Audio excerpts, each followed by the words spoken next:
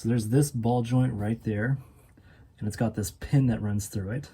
So basically what you got to do is you got to unbend this pin, then pull on that guy, and then this is, I believe, a 17 mil nut.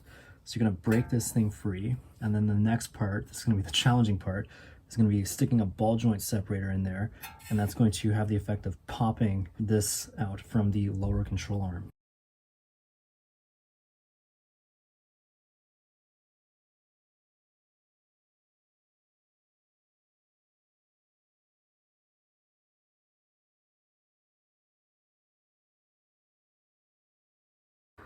There you go.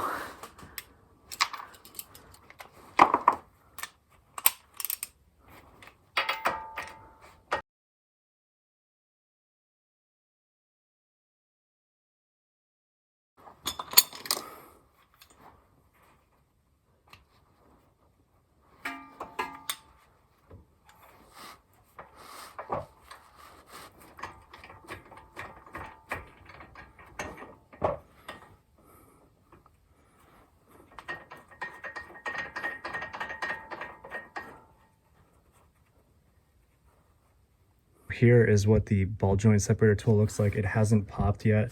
I'm a little bit scared about that part, but basically the little arm here goes on the bottom of the nuts. So the castle nut was on there, took it off, and then you've got the two upper arms here sitting on the lower control arm bit. And so basically what's happening is that thing's pinching this thing and it's pushing the actual ball joint up and out of that socket that it's sitting in inside of the lower control arm.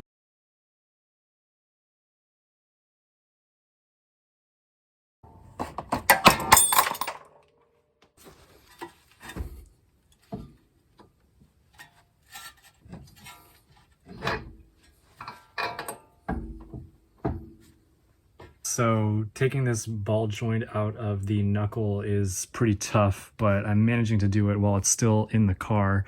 Still got our tie rod attached, still got it attached to our upper control arm. The way I'm doing it is I've removed the little rubber boot, and it's got that little ring around the base of it.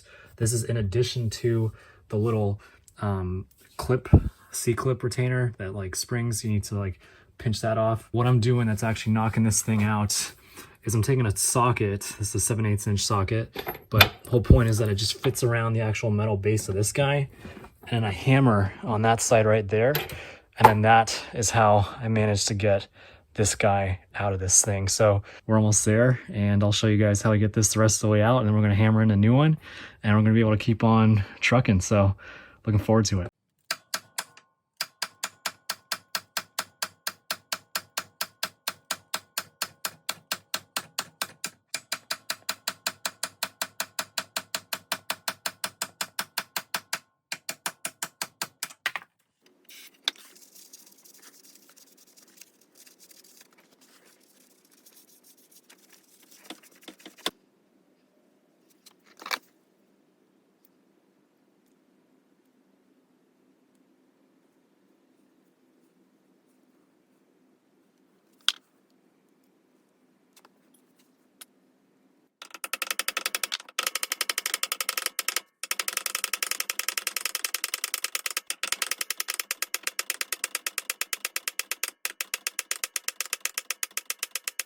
So that's what it looks like. I pulled off the rubber boot just so that it wouldn't get pinched as I was pushing it through. And now you can see that little gap just below there.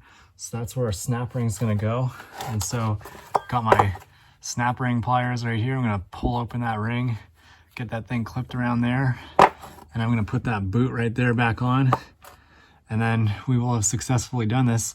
Another thing I will say is that ideally, when you do this, you make sure that the opening cotter pin is flush with the wheel. Should be that way. This isn't perfect. It's not terrible, but ideally I could have done a better job with that. But yeah, we've almost got this job done.